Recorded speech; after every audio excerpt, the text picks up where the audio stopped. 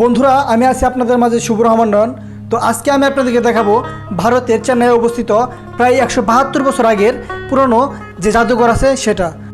এই জাদুঘরের ভিতরে কি কি আছে সকল কিছু আপনাদের মাঝে উপস্থাপনা করব। আমি যতটুকু জানি এই জাদুঘরের ভিতরে অনেক ধরনের বন্যপ্রাণীর কঙ্কাল এবং কি বিভিন্ন আসবাবপত্র আছে পুরাতন, সেগুলো দেখানোর চেষ্টা করব। তো আমি তো নিজে দেখবই এবং কি আপনাদেরকেও দেখানোর চেষ্টা করব।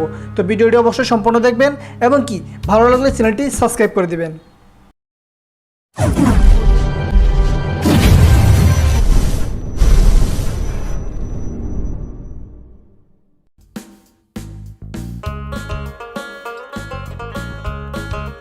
সুপ্রিয় দর্শক, এখন আমি আছি চেন্নাই শহরের 172 বছরের পুরনো যে জাদুঘর আছে সেই জাদুঘরের সামনে। তো এখন আমি আপনাদেরকে দেখাবো। দেখেন বন্ধুরা, জাদুঘরে প্রবেশ করলেই দেখতে পাবেন বিশাল দুটি ডাইনোসরের ভাস্কর্য।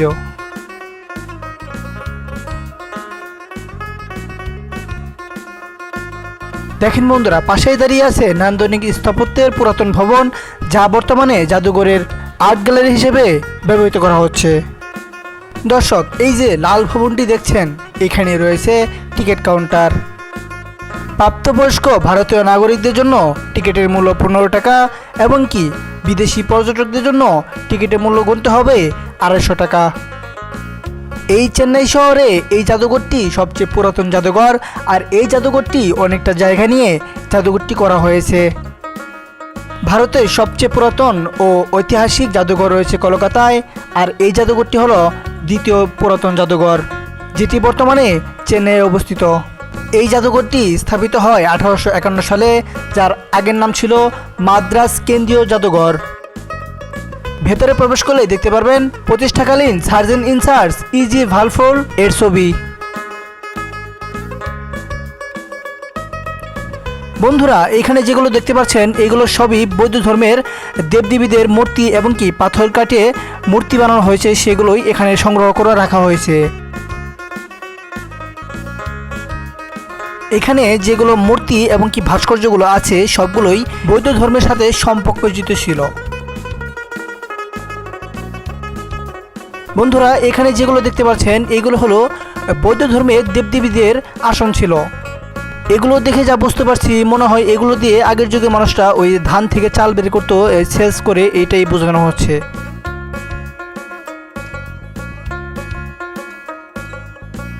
বন্ধুরা, এখন আমি আপনাদেরকে দেখাবো এখানে আছে বিভিন্ন ধরনের পশু পাখির যে কঙ্কালগুলো আছে এবং কি বিভিন্ন ধরনের পশু পাখির যে স্মৃতিগুলো আছে সেগুলো সংগ্রহ করা আছে। দেখুন বন্ধুরা, এটি হলো তিমির কঙ্কাল। দেখেন এত বড় একটি তিমির কঙ্কাল, না জানি তিমিটা কত বড় ছিল, কখনো দেখিনি আমি, এই প্রথমবার দেখলাম। দেখতে থাকেন বন্ধুরা, সামনে আরও ভালো ভালো কিছু দেখাবো। দর্শক, আপনারা যদি এখানে ঘুরতে আসেন, আমি আশা করি আপনাদের অনেক ভালো লাগবে, কারণ এখানে অনেক ধরনের পশু পাখির কঙ্কাল এবং কি চিহ্নিতকরণ আছে। দেখেন বন্ধুরা, এখানে আর্টিফিক দ্বারা একটি ডাইনোসর বানিয়ে রাখা হয়েছে, যেটি দেখে মনে হচ্ছে সত্যি একটি জীবন্ত ডাইনোসর নড়াচড়া করছে।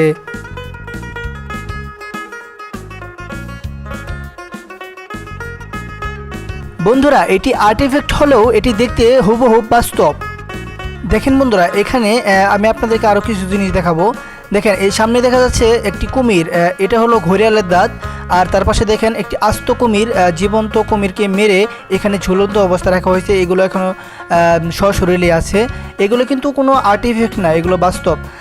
তারপরে এই যে দেখেন এখানে এটা কি রাখা হয়েছে, এটা হলো দেখেন আরেকটা কুমিরকে এমনভাবে রাখা হয়েছে দেখে মনে হচ্ছে বাস্তব জীবিত কুমির, কিন্তু এটা 1971 সালের কুমির। তারপরে দেখেন বন্ধুরা, আমি আপনাদেরকে সামনে আরও কিছু দেখাচ্ছি। যেমন ধরেন এখানে দেখেন সাপের কঙ্কালগুলো রাখা হয়েছে, আর এই যে একটা দেখেন সাপের কঙ্কালটা এমনভাবে এটাকে রাখা হয়েছে, দেখেন পুরো হাড়গুলো সবগুলো দেখা যাচ্ছে। এটা কিন্তু অসাধারণ লাগছে আমার কাছে। দর্শক, তার পাশেই দেখেন এখানে অনেক ধরনের বিভিন্ন প্রজাতির সাপ রয়েছে, যেগুলো সংগ্রহ করে এখানে রাখা হয়েছে। দেখেন বিভিন্ন ধরনের সাপ আছে এখানে।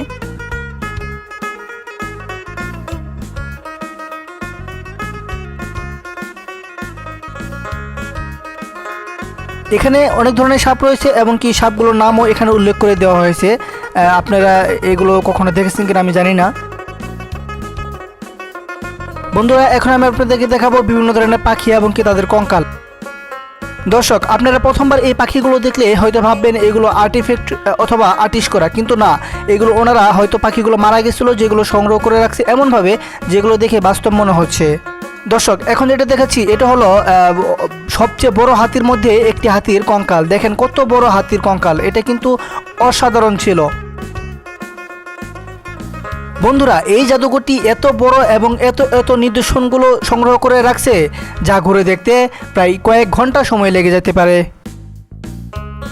আরেকটা কথা বলে রাখি, এটি প্রতি শুক্রবার ও সরকারি বন্ধের দিনে বন্ধ থাকে। দর্শক, ভিডিওটি আজকে এইখানেই শেষ করছি।